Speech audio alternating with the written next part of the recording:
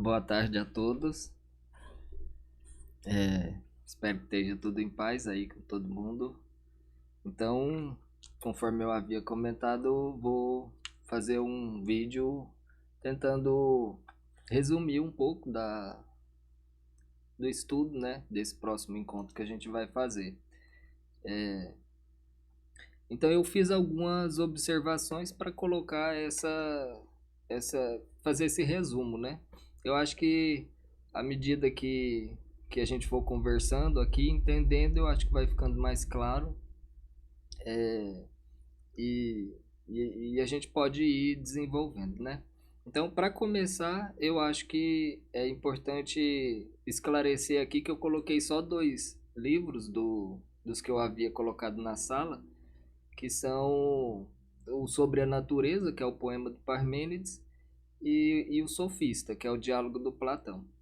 Então eu não coloquei aqui, organizei o resumo do Gama, né, do livro da Metafísica, do livro 4 da Metafísica do Aristóteles, porque eu achei que ia ficar muito cheio.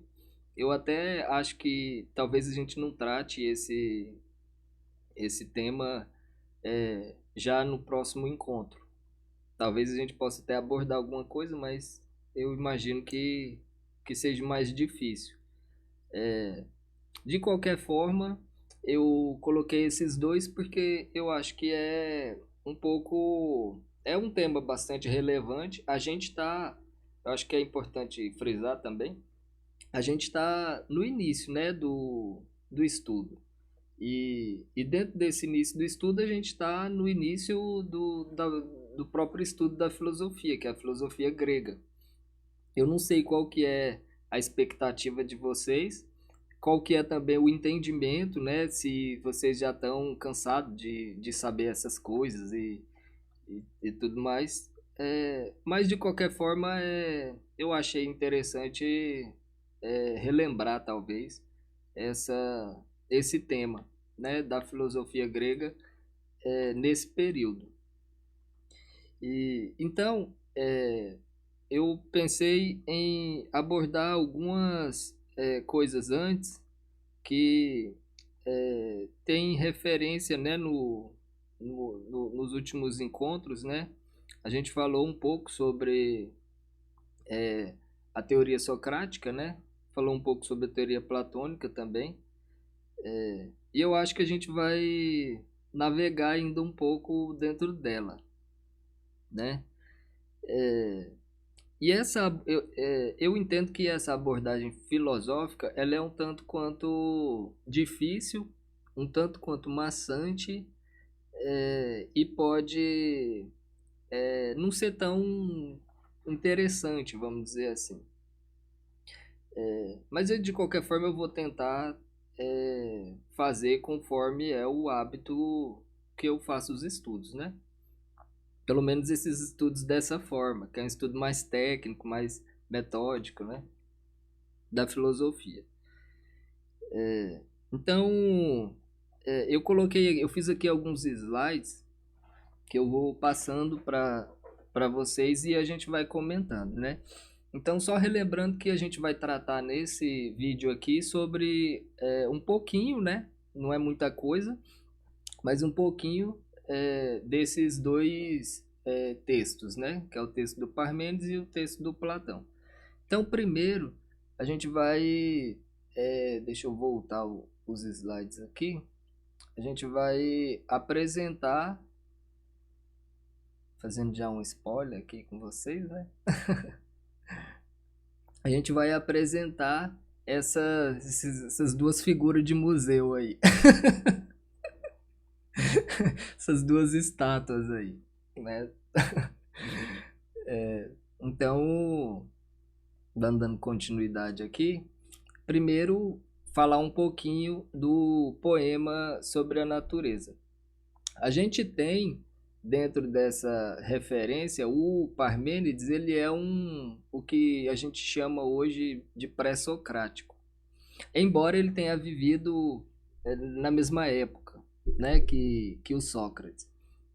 Mais ou menos, né? Ele era mais velho, o Sócrates era mais novo. Inclusive, o Sócrates aprendeu, né, a teoria das formas com ele, né, com o Parmênides, teoria das ideias. Então ele tem muita relevância nesse conjunto do pensamento socrático e do pensamento platônico também. Então eu fiz um contexto aqui para apresentar um pouco as referências históricas, né? Talvez assim. Então, né, a sugestão é que ele tenha vivido aí por volta de 530 a 460 antes de Cristo, né? Fazendo com que ele esteja ali um pouco depois do que seria esses primórdios da filosofia, né? Que tá ali por volta do século VII, né? Então, só que ele tem uma importância até no próprio pensamento, né? No pensamento que ele leva para a filosofia. E esse pensamento, a única referência que a gente tem é esse poema, e nem é ele todo, são fragmentos, né, desse poema que eu coloquei aí para vocês, tem várias traduções, é a única obra conhecida dele, e ele narra, é um poema épico, né, como se fala assim. Ele usa de recursos épicos, né, os poemas antigos eles têm várias formas, né? E esse poema de Parmênides é considerado um poema épico. Pelo dialeto que ele escreve, pela forma como ele constrói os versos. Então, acho que, não sei se vocês já leram, mas para quem leu e para quem não leu também, é um texto curto e que apresenta uma história, né? Um acontecimento, vamos dizer assim. Esse acontecimento é envolvido ali por Parmênides, por uma deusa, né? Alguns se referem como a deusa da justiça, né?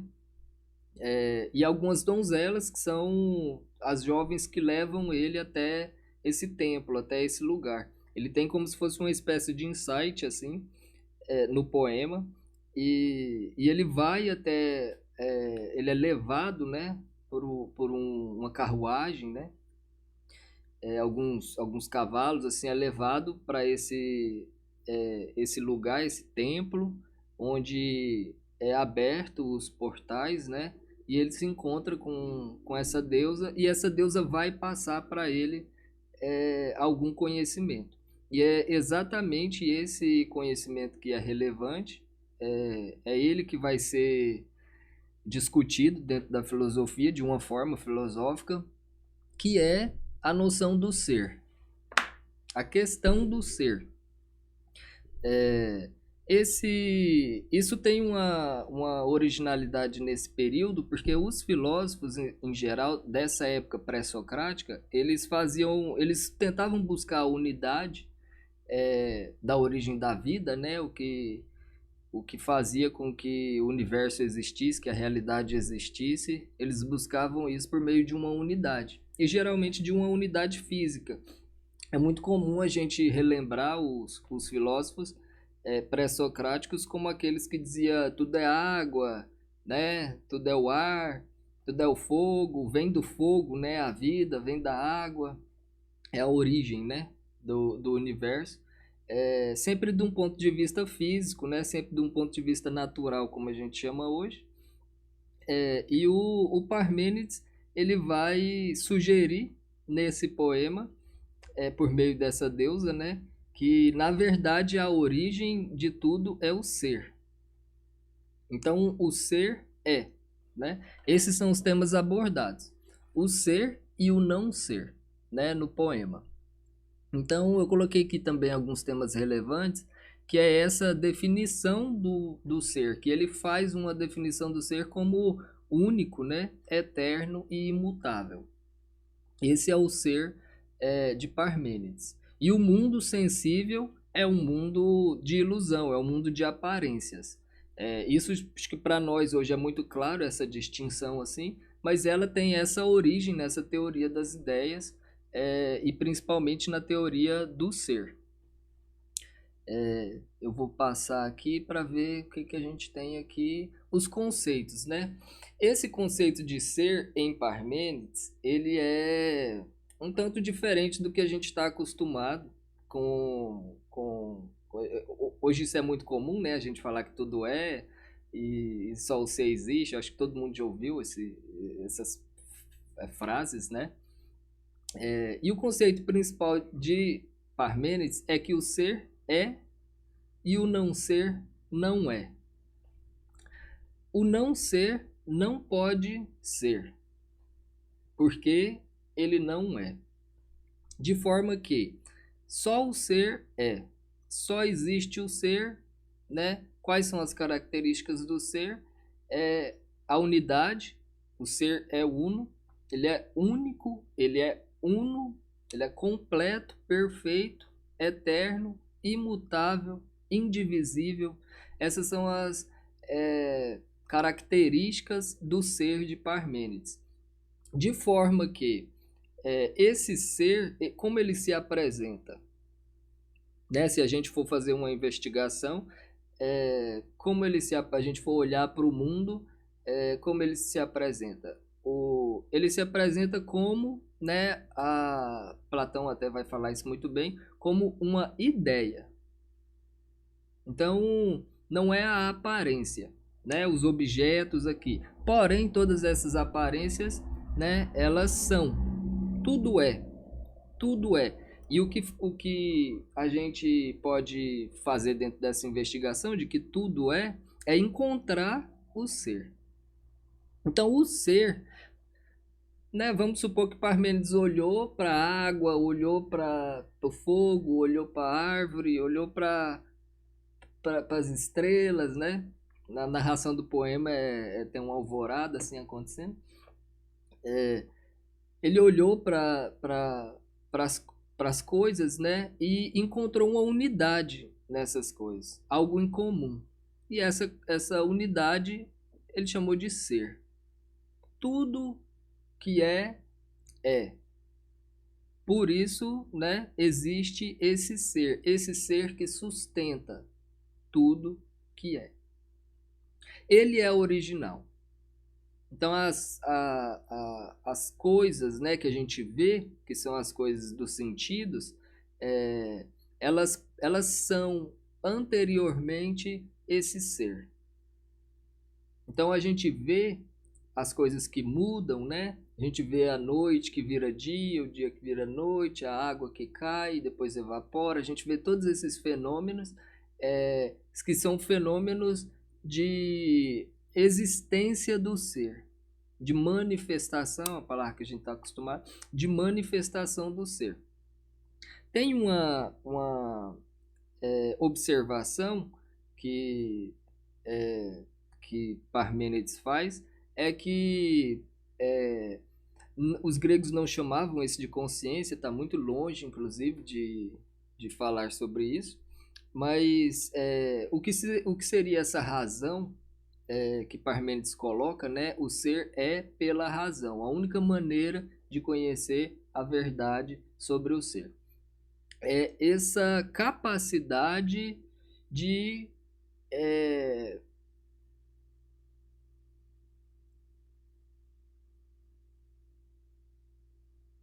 conhecer o ser, saber que o ser existe, chegar a essa conclusão de que algo é.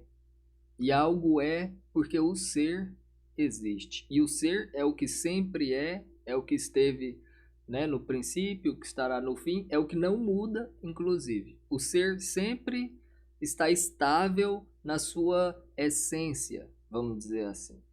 Então, a essência da verdade, a essência do mundo, a essência da vida é o ser.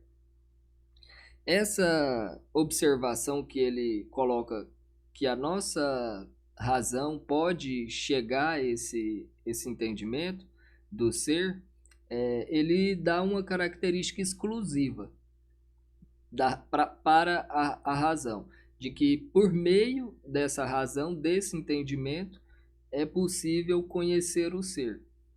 De forma que há algumas outras abordagens, né, que vão falar sobre o ser que é desconhecido, o ser que é infalável, né? Então ele vai dizer que essas coisas que são desconhecidas, essas coisas que são infaláveis, essas coisas é o não ser. E o não ser, ele não é, portanto não existe. Portanto, não existe algo não falável. Não existe algo não existível. Aquilo que não existe não é. E dele, né? Acho que todo mundo já ouviu essa frase. Nada se faz. Do nada, nada se faz. Do ser, tudo se faz. O ser é, o não ser não é. Isso precisa ficar muito claro. Essa dicotomia, né? Entre o ser é e o não ser não é a essência do pensamento de Parmênides. Então, Parmênides ele estabelece que existe um mundo de aparências, um mundo de ilusão, né? Um mundo de mentiras, é, mas esse ser que está nesse mundo, ele não é. Ele não existe. É uma aparência, né? Vamos dizer assim. É uma ilusão. O ser é aquilo que existe. Então existem até frases que a gente pode falar assim: tudo está no seu lugar, tudo acontece como tem que acontecer. Isso são pensamentos bem característicos do pensamento de Parmênides. O ser sempre é. O não ser, ele não é. Ele não pode ser colocado dentro da conversa. Se ele for colocado dentro da conversa, ele tem que ser. Existe o poema vai falar que existe um caminho, existem dois caminhos, né? Um caminho é o caminho da razão, que é o caminho do ser, o outro caminho é o caminho da mentira, da falsidade e das aparências. Esse é o do não ser, esse a gente não deve ir atrás, porque ele não vai levar a lugar nenhum. Então, o caminho do ser, o caminho que tudo é o caminho de Parmênides. Esse caminho é o caminho da razão. Essa razão vai nos levar à ideia de ser perfeita. A compreensão que a gente poderia chamar. A compreensão do mundo, né? A compreensão da vida de uma forma perfeita. É interessante observar que ele estabelece essa noção de ser de uma forma ideal. Para nós pode parecer até simples usar essa palavra, mas ela não é. É como se fosse uma suspensão do mundo físico. É como se fosse o que a gente poderia chamar dessa transcendência. A ideia. A ideia, ela existe transcendente a esse mundo. Como se fosse um outro mundo. Então, não um outro lugar, né? Vamos dizer assim. Mas um outro estágio, né? Uma outra. Eu gosto muito de pensar essa sustentação plasmática, né? Vamos dizer, essa força, né? Que sustenta tudo. Ele chamou isso de ser. Então, essa força existe. Essa força é. Aquilo que a gente poderia falar que existe, mas não é, não existe para Parmênides. De forma que esse mundo onde é perfeito, o ser habita nesse mundo de forma perfeita, de forma única. É através dele que a gente vai conhecer a verdade. É através dele que a gente vai conhecer a sabedoria. Através desse mundo do ser. Né? O que a gente posteriormente passou a chamar de mundo das ideias. Né? Essa teoria não é de Parmênides, ela é uma teoria mais antiga. Que Parmênides, ele aprendeu isso. Essa novidade que Parmênides traz, que eu acho que é importante para o estudo, né? É só entender que para Parmênides o ser é e o não ser não é. O não ser não pode ser. Essa é vamos dizer assim, o resumo do que seria o pensamento de Parmênides. O ser é, o não ser não é. O não ser não pode ser. Vamos ver o que a gente tem mais aqui. Ah, tem um pedaço do poema do Parmênides. Esse pedaço é onde ele vai falar exatamente isso que eu citei. É como se fosse uma referência mesmo ao texto. Então ele entrou lá no templo, né? Ele foi aceito para receber as verdades, né? E, e a deusa, né? Alguns chamam de deusa da justiça, vai iniciar, isso é bem no início aqui, ele vai iniciar a explicação, né, sobre a natureza, né, para Parmênides. Então ela diz: vamos, vou dizer-te, e tu escuta e fixa o relato que ouviste. Quais os únicos caminhos de investigação que não há para pensar? Um que não é para não ser. É o caminho de confiança, pois acompanha a verdade. O outro que não tem de não ser. Esse te indico ser o caminho em tudo desconhecido, pois não poderás conhecer o que não é consumável, nem mostrá-lo. Eu vou ler de novo. A deusa falando para Parmênides: vamos, vou dizer-te e tu escuta e fixa o relato que ouviste. Quais os únicos caminhos de investigação que há para pensar? Um que não é para não ser, é o caminho de confiança, pois acompanha a verdade. O outro que não é, que tem de não ser, este te indico ser o caminho em tudo desconhecido, pois não poderás conhecer o que não é consumável, nem mostrá-lo. Então esse é o exemplo de que essa essência do o ser é e o não ser não é, está no texto de Parmênides. Então eu acho que é mais ou menos isso que a gente tem que é, levar o nosso entendimento, levar a nossa reflexão, entender um pouco, né, da ideia de Parmênides. Ele, ao longo do texto, ele vai fazer algumas definições do que seria o caminho do ser e do que seria o caminho dessa segunda forma de pensar, né? Dessa segunda investigação, que é pensar sobre o que não é.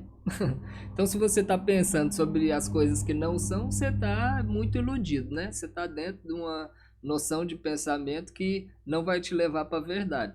Você tem que pensar aquilo que é, né? E aquilo que é o ser. Então pensar sobre o ser, refletir sobre o ser. Para Parmênides, essa reflexão ela vai te conduzir a esse universo transcendente do ser. Deixa eu ver se tem algo mais aqui de Parmênides. Não tem. Então eu vou finalizar essa parte do Parmênides é, relembrando aqui, né? Então é um filósofo pré-socrático, uma originalidade que ele tem é trazer essa explicação nessas duas formas de pensar, uma que é e outra que não é, né? O resultado disso, né? O resultado de você pensar sobre aquilo que é o resultado de que você vai chegar nesse ser e vai chegar a entender esse ser de forma perfeita, de forma única, de forma imutável, e ele é a origem de todas as coisas. E esse que não é, você vai entrar em confusões absolutas e vai fantasias e aparências, né? E tudo que não é e que é impossível chegar à verdade, vamos dizer assim. Eu acho que essa é o que cabe para a gente assim entender sobre Parmênides. Por isso Platão é considerado até um Sócrates, né? Foi um ouvinte de Parmênides, aprendeu muito com Parmênides e Platão recebe muito essa influência, né? A influência da teoria das ideias, essa teoria do ser, né, de Parmênides, ela é fundamental na construção da filosofia de Platão. Ela é a base, vamos dizer assim. E essa originalidade, ela está nessa transcendência. Então, os primeiros filósofos, eles iam buscar na própria natureza essa unidade, né? Esse algo que poderia a gente partir dele para, né, entender o mundo. Mas Parmênides vai falar sobre o ser, pensar aquilo que é, e esse pensar aquilo que é nos levará ao ser. E o ser é único, imutável, indivisível. Então, à medida que vocês forem lendo aí o poema, isso vai ficando bem claro. Eu acho que é isso, né? Na parte que cabe ao Parmênides. Se eu lembrar de alguma coisa, eu falo aqui mais para vocês. Então vamos falar um pouquinho sobre o diálogo O Sofista de Platão. Então eu fiz mais ou menos a mesma estrutura. Pensar o ser é algo que a gente, dentro da nossa vida, em algum momento a gente faz.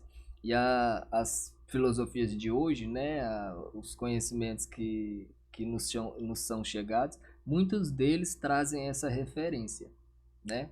Essa referência sobre o ser. E entender esse ser, a gente já ouviu isso muito, isso que eu falei agora, a gente acredita muito fácil. Se a gente olhar para tudo, essa máxima, né? A gente chama isso de verbo, né? Até tem várias referências a isso, né? Esse ser, esse verbo, essa origem de qualquer coisa. Quando a gente diz, por exemplo, uma frase, diz assim: a vida é bela, né? Se a gente disser essa frase, esse que é o ser, ele tanto está na vida quanto está na beleza. Se você tira esse ser, perde um pouquinho o sentido, porque você não vai conseguir penetrar na vida, você não vai conseguir penetrar na beleza. Você vai dizer vida, beleza, são só nomes, né? O que depois vai ser caracterizado de outras formas. Então é preciso que haja o ser. É preciso que exista o ser em tudo, absolutamente tudo. Qualquer coisa que a gente proferir, o ser está ali. Então, dentro desse entendimento é que Parmênides vai considerar que o ser existe. Então, a essência de tudo é o ser. Então, ele deve existir de uma forma transcendente. Ele deve existir e ele existe de uma forma perfeita, de uma forma única, porque tudo é.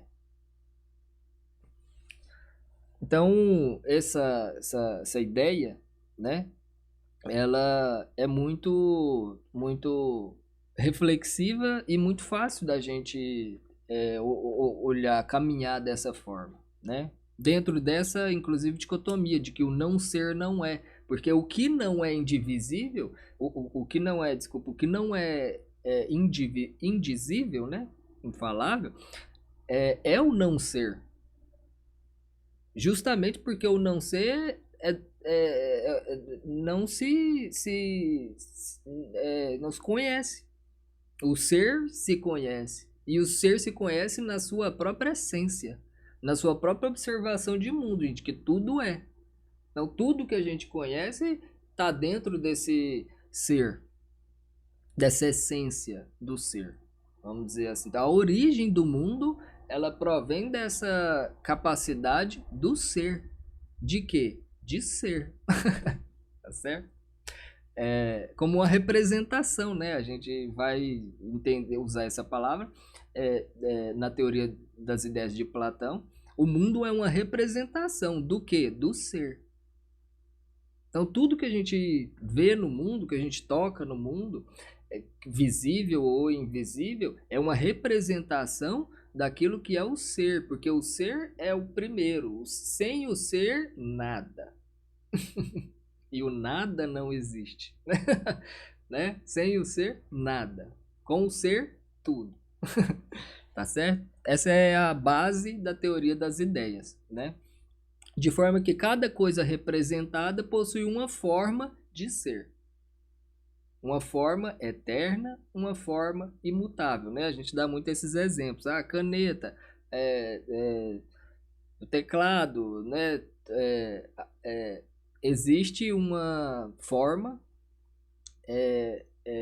imutável de ser, que faz com que isto seja isto, né? Essa teoria das formas, que é a mesma coisa de ideia, da teoria das ideias, ela tá nessa base da existência do que é, tá certo? Então agora a gente vai travar um pouquinho um diálogo, né? Vamos dizer assim, com Platão. Eu fiz mais ou menos do mesmo jeito, contextualizando um pouquinho só, né? Eu não sei como vocês vão entender esse vídeo, se ele vai ficar positivo ou não, mas eu acabei fazendo dessa forma. Então, Platão viveu um pouquinho depois, né? Logo depois ali da existência de Parmênides. Eu acho que isso vocês já devem saber também, né? No século IV, entre o século IV e o século III. E ele escreveu o Sofista, esse diálogo, já um pouquinho na fase que é a obra de Platão. Platão escreveu bastante. A obra de Platão ela é dividida em três partes. Basicamente é o que a gente poderia chamar de juventude, maturidade e velhice. Resumindo assim. Então eles chamam de as primeiras obras, as obras médias, né? E as obras tardias, vamos dizer assim. E há muita confusão, acho que é importante falar isso, há muita confusão sobre datas, né? Sobre quando é que Platão escreveu. E se os diálogos de Platão são autênticos, né? Essas coisas todas que envolvem arqueologia, né? Que envolve ali o conhecimento dessas obras que a gente tem, muito antigas, né? Então a gente tá falando aí de coisa muito antiga, né? Antes de Cristo, né? Então, sugere-se, né, que o Platão, o entendimento mais aceito é que Platão escreveu esse diálogo no período tardio, que é um pouco já na velhice, né? Ali por volta de 362. Se ele morreu em 348, né? A gente tem ali uns 14 anos antes, né? Mais ou menos assim. Então ele morreu com 80, né? Então ele tinha ali 66 mais ou menos ali, quando ele escreveu esse diálogo. Então é importante isso. Por que é importante? Porque uma pessoa que escreve com 66 anos, ela é diferente da mesma pessoa que ela era quando escreveu com 25, com 30 anos, por exemplo. Que revê a própria obra, né? Assim, Platão escreveu a vida inteira. Então é muito comum nesses filósofos, inclusive, nessas pessoas que escrevem e que produzem, né, assim, esse tipo de arte, fazer esse desenvolvimento da própria obra e inclusive até mudar alguns pensamentos, né, que porventura possam ter tido quando tinha ali 25, 30 anos e de repente ele tem uma explicação melhor, ele consegue destrinchar aquilo de outra forma, tudo. E, e o Platão é um bom exemplo disso. Se vocês conhecerem os diálogos primeiros deles, os primeiros diálogos, o próprio Meno, né, é considerado um dos primeiros diálogos. A gente vai ver a diferença, se você ler os últimos, né, dos próprios temas, né? A gente vai ver a mudança de pensamento, como ele faz esse processo de mudança de pensamento, ele se deixa colocar nessa condição, né, de não escrever uma obra perfeita e, e não ser passível de observações, né, de transformações. Até porque o próprio método dele era esse, né? Então, ele aplica isso de uma forma recorrente até. Até na ideia que ele tem a gente chama isso de epistemologia, né? A teoria do conhecimento de Platão. que basicamente é a contação da história do mundo das ideias, ele vai desenvolvendo essa teoria ao longo de vários diálogos, ao longo de uma vida toda, né? Ele vai aperfeiçoando ali o método e tudo mais. Diz que o que ele pensava mesmo de verdade, de uma forma mais mística, né? Vamos dizer assim, ele não escrevia. Ele considerava, inclusive ele considerava a arte da cópia, a teoria das ideias, ela tem ela é dividida em três, para Platão, o mundo é dividido em três partes, né? Assim, o mundo perfeito das ideias, onde o ser habita, o mundo da representação, que é a natureza, as árvores, a água, a terra, e o mundo da cópia, que é a produção humana, o sapato, a roupa, a arte, né? Assim, a manifestação elaborada, né? Isso é uma terceira fase, vamos dizer assim. Mas todas elas participam do ser eterno e imutável. E esse sofista, ele vai dialogar sobre isso, inclusive. Eu vou ler aqui. Bom, não sei se vocês já leram ou vão ler o texto. Ele tem alguns personagens, mas os personagens principais são Teeteto e o estrangeiro de Eleia. Então, uma coisa que é importante contextualizar é que Teeteto era um jovem discípulo de Sócrates. E era o discípulo de Sócrates mais, vamos dizer assim, envolvido com a epistemologia, que seria essa teoria das ideias. Então, existe um diálogo chamado Teeteto, que é o diálogo em que Sócrates ensina a teoria das ideias para Teeteto, que inclusive é o diálogo anterior ao sofista. Quando a gente lê o sofista na primeira página, a gente vai dizer assim, a gente marcou um encontro para dar continuidade naquilo que a gente estava falando.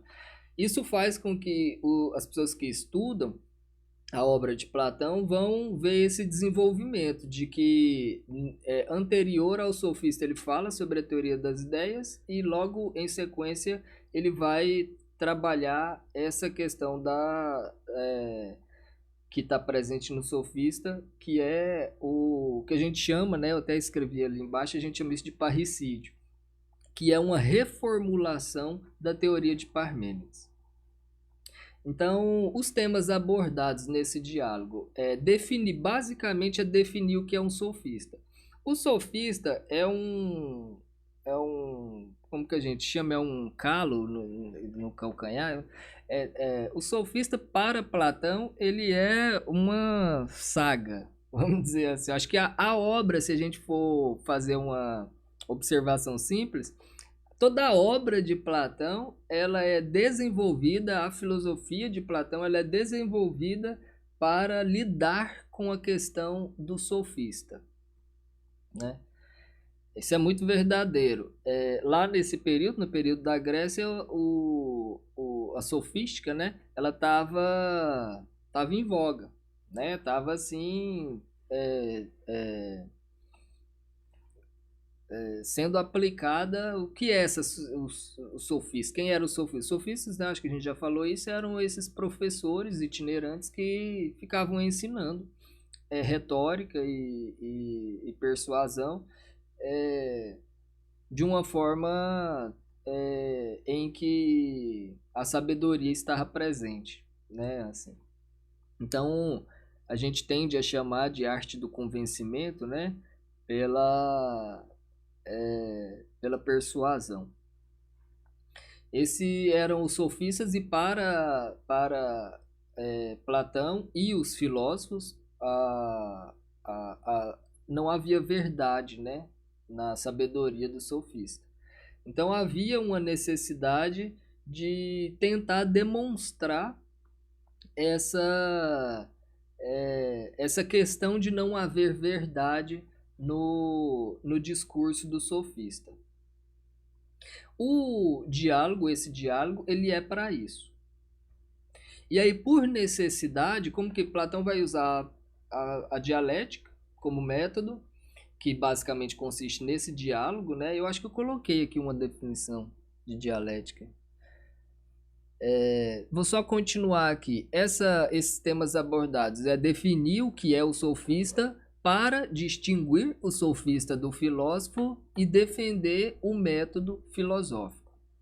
Isso para o período é importante, porque a gente está falando, nesse período grego, de uma atividade social, não somente uma atividade individual, mas de uma atividade que regia a própria cidade, né? Os pensamentos que regiam os governos, né? Os líderes, né? Os governantes eram pensamentos que poderiam ser voltados para a sofística ou que poderiam ser voltados para a filosofia. Então, os filósofos eram defensores de um determinado tipo de pensamento, tipo de obtenção de conhecimento e validação desse conhecimento. Já os sofistas trabalhavam de outra forma. É claro que havia sofistas, inclusive, que trabalhavam muito próximo dos filósofos, né? E o contrário também. Há vários filósofos que executaram muito do que é sofista. Isso acontece até hoje, né? Então, alguns temas relevantes é essa apresentação da estrutura mais formal do que a gente poderia chamar da dialética platônica, que é o método, né? Essa, para os pesquisadores mais que gostam do tema, né? Se a gente gosta de Platão e quer entender mais as suas ideias, suas teorias, a gente vai precisar entender essa dialética e esse diálogo ele é um grande exemplo, porque ele foi escrito numa época tardia e ela está muito bem organizada nesse diálogo. Isso não quer dizer que para os dias de hoje ela é boa, né? Assim, isso não quer dizer que para os dias de hoje ela funciona, mas que para a época era uma forma, né? A gente não tinha tecnologia praticamente nenhum. A construção do conhecimento ela se dá de forma oral e por esses registros, né? Assim, então a importância de registrar o método com que você obteve aquele conhecimento. Eu digo, por exemplo, qual foi o método que Platão, que Parmênides utilizou para falar sobre a teoria do ser? Ele utilizou o poema, né? E um poema épico, né? O que seria esse poema épico e utilizou a imagem dos deuses, né? Ele foi até uma deusa, a deusa passou para ele, tudo. Essa é o que seria assim a necessidade de demonstração de como foi obtido aquele conhecimento. Então Platão ele não tratava dessa forma, ele dizia que certas coisas não poderiam ser escritas. Então, o que poderia ser escrito para Platão, basicamente, era o método de obtenção do conhecimento. Não era tão necessariamente o conhecimento. Esse conhecimento ele poderia ser mudado ou poderia ser transformado pelo método, né? De forma que a dialética platônica ela está presente assim com a forma como ele escreveu é uma síntese do que seria esse método dialético platônico. Volto a dizer, para os dias de hoje não funciona, né? Então o diálogo ele vai se dar por uma certa estrutura, né? Essa busca pelo sofista, pela definição do sofista, vai ser usada de forma dialética. Deixa eu ver aqui o que mais coloquei. Eu coloquei as 3 partes do texto. Na primeira parte, que é isso que eu já estou falando, que é a construção dialética para definir o sofista. A segunda parte, ele vai entrar no problema do não ser de Parmênides. Ele vai tentar resolver esse problema. E aí é importante notar que ele não usa necessariamente a dialética para fazer isso, porque para problemas, os problemas já estão postos. A dialética, você coloca problemas, vamos dizer assim. Então, é uma resolução de problemas. É quase como que algumas pessoas chamam hoje de dialógica, mas tem mais alguma complexidade. Porque os problemas já estão postos. Então, o problema do não ser, ele já foi posto por Parmênides. Então, o que o Platão vai fazer é tratar sobre isso, que é diferente de quando ele busca a definição do sofista, que aí ele vai usar essa dialética. E a terceira parte que é a conclusão, né? Que é quando ele retoma esse exemplo dialético, esse discurso dialético, para fazer a definição exata do sofista. Então, não sei se vocês leram ou se vocês vão ler, vocês vão ver pelo menos uns 3 exemplos de dialética para chegar à conclusão do que seria o sofista.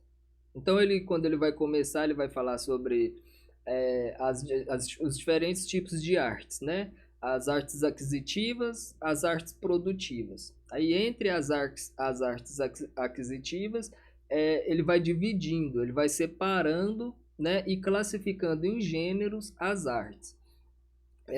Ele consegue chegar na definição de sofista, se o sofista for aquisitivo, se o sofista for produtivo, em qualquer arte que ele tiver, ele vai chegar na mesma definição do que seria o sofista, que basicamente consiste no que seria a imagem de uma pessoa que finge que tem conhecimento, vende a sua persuasão, e as pessoas que recebem isso geralmente são pessoas que lá na Grécia que possuíam muito dinheiro e ficavam encantadas com aquele recurso que os sofistas usavam, aquele conhecimento que os sofistas usavam, que muitas vezes não poderia ser demonstrado. E isso é importante na filosofia, demonstrar como você chegou a esse conhecimento. De forma que, por isso ele usa a dialética, porque ele vai demonstrar como ele chega à definição de sofista. Ele não vai só reclamar em praça pública, não concordo com o que vocês estão fazendo, vocês estão ensinando errado, tudo. Não, ele vai demonstrar por esse método uma via de separação de gênero, né, dividindo as artes e colocando cada arte para ser efeito, né, da sua definição, até chegar no último estágio, que seria daqui não dá, daqui o sofista, né, o que a gente está buscando tem que ser isso. Então ele dá pelo menos alguns exemplos. Para quem lê o texto vai ver isso muito bem. Isso é a própria dialética. Existe uma estrutura, tá certo? De forma que eu acho que deixa eu ver. É o que a gente está falando aqui agora, né? Método dialético platônico. Eu vou ler aqui. Exercício dialógico. Dialógico por quê? Porque é um diálogo. Ele precisa, no método platônico, ele precisa haver um diálogo. Precisa que uma pessoa pense uma coisa e a outra pessoa refute o que aquela pessoa falou. Aí elas vão chegar numa conclusão. Aí nessa conclusão vai dar outro próximo passo. Ela vai falar uma coisa e a outra pessoa vai refutar ou não vai refutar. É um jogo, tá certo? É uma dialética. Exercício dialógico de investigação para alcançar a definição essencial de algo, por meio de perguntas, respostas, refutações, classificações dos gêneros, divisões e categorizações dos gêneros, seguido de uma análise e limpeza daquilo que não é essencial à definição. Então, por exemplo, passa lá 5 minutos conversando, 10, 20, 30, 1 hora, um dia conversando.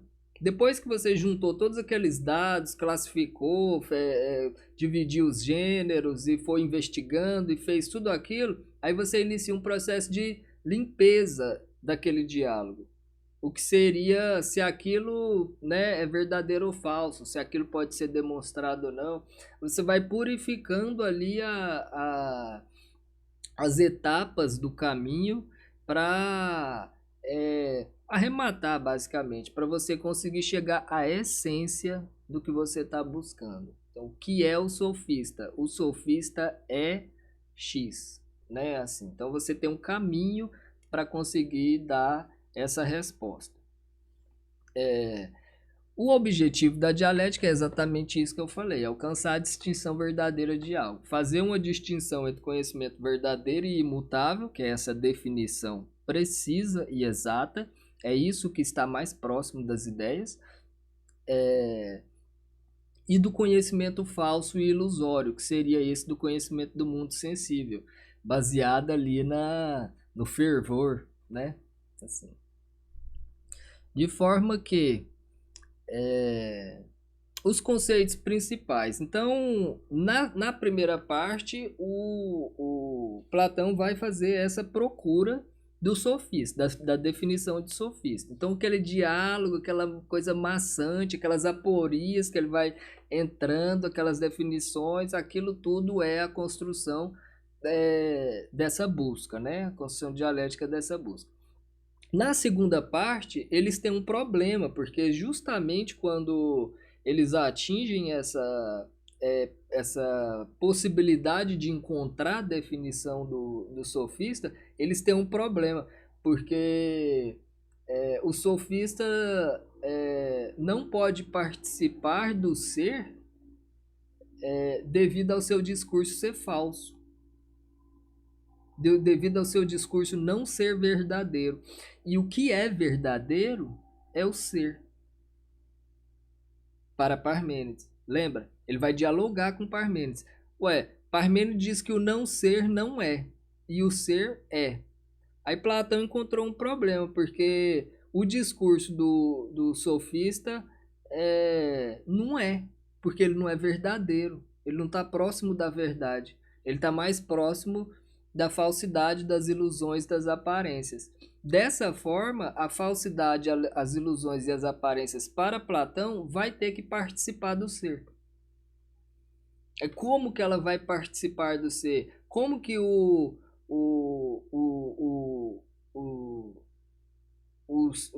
que é ruim, né? O que é falso e o que não é verdadeiro participa do ser, se Parmênides diz que não é.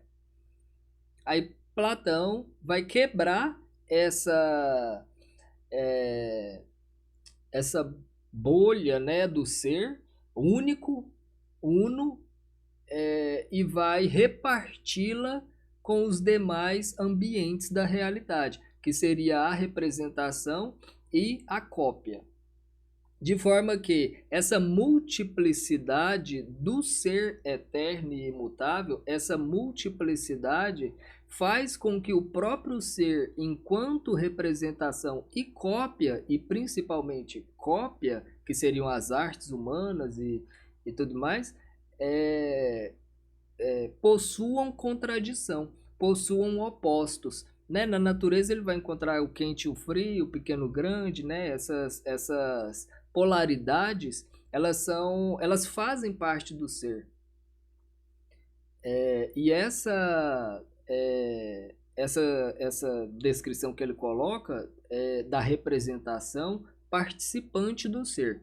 Então tá tudo bem, mas a cópia, aquilo que é a cópia que é feito a partir da representação e não a partir do ser, que pode confundir, que pode ficar mais múltiplo ainda e que pode inclusive não ser, como por exemplo o discurso. Quando eu digo assim, choveu amanhã, choveu ontem, isso pode ser verdade ou não.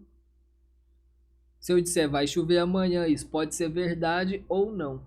Isso faz com que o não ser sempre participe, porque ele é inerente ao seu lado oposto.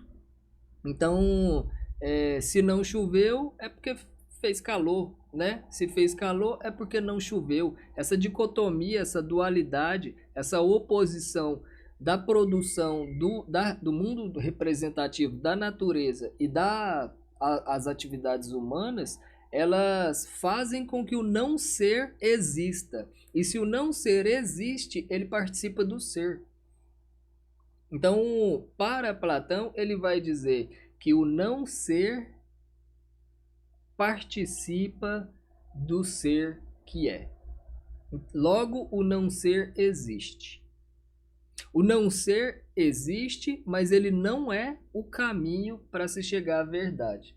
Mas é preciso que ele exista para quê? Para identificar o discurso falso, para identificar a falta de conhecimento verdadeiro. É preciso que o não ser esteja presente na atividade humana e às vezes em oposição à própria natureza. Na natureza a gente vai encontrar isso bem menos, isso é uma característica da cópia, que seria essa atividade humana. Então, quando o ser humano se manifesta, ele pode fazer manifestar o não ser, através da sua falsidade, através da sua falta de verdade, vamos dizer assim. E essa é, para Platão, a essência do sofista, não ser verdadeiro, buscar o comércio de ideias, né? Buscar o mercado de jovens para o enriquecimento. Ele vai deixar isso tudo muito claro no diálogo.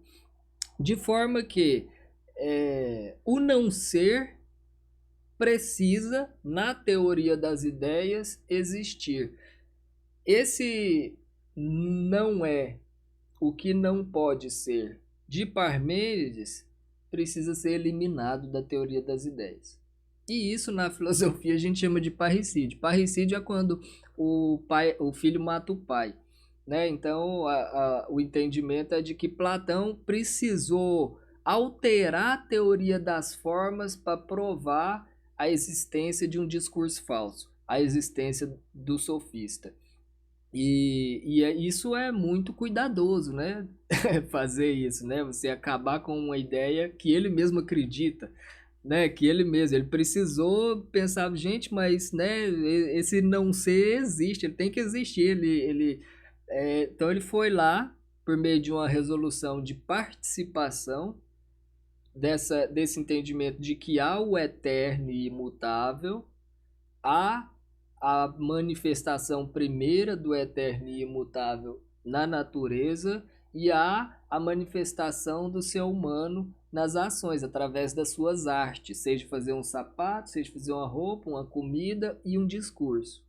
E aí nesse movimento existe uma dualidade que faz com que esse não ser se passe pelo ser, essa aparência, essa ele vai chamar isso de ilusão, né? E é justamente no momento de purificação, né, que ele faz no momento de catarse, né, da estrutura, que ele precisa fazer as limpezas, que ele vai encontrar esse movimento de que o não ser está presente por natureza, ele está presente nas artes. É possível que ele seja, uma questão é uma questão de compreensão nítida de que é possível manifestar o não ser. Esse evento ele muda a teoria das ideias, porque aí ela sai dessa transcendência absoluta e única e exclusiva e passa a fazer parte de uma multiplicidade, né, de um conjunto de mundos, onde tem o mundo das ideias, tem o mundo da representação e tem o mundo da cópia. E nessas coisas do mundo da cópia é possível produzir um discurso mentiroso, é possível produzir um discurso falso que não leve à verdade e ele existe. Portanto, o não ser que Parmênides foi dizer que não é, aí Platão vai provar pela dialética lá desse diálogo que o não ser é. Então, para Parmênides, o ser é, o não ser não é. Para Platão, o ser é e o não ser participa do ser que é. Tá certo? Aí a gente tem aí um encerramento, né, do diálogo e dessa alteração que Platão faz na compreensão de ser do mundo das ideias, que é uma novidade, é um parricídio, é uma novidade, é muito comum na filosofia, é extremamente comum. Aristóteles, quando a gente for trabalhar ele também faz isso, ele pega inclusive essa dialética do Platão e coloca ela num sistema lógico, e tira um monte de coisa que para ele não servia. Ele fala desse ser do mundo das ideias, que ele tá para lá, não temos que envolver com ele, a gente tem que observar as coisas aqui no mundo físico. Então esse caminho, essa continuidade de tratar, né, o conhecimento, ele vai se transformando continuamente aí na filosofia. Eu acho que a gente pode parar por aqui, eu não sei há quanto tempo eu estou falando. Tem mais uma coisa aqui, né? Ah, isso aqui é a definição de sofista, eu acho. Deixa eu ver.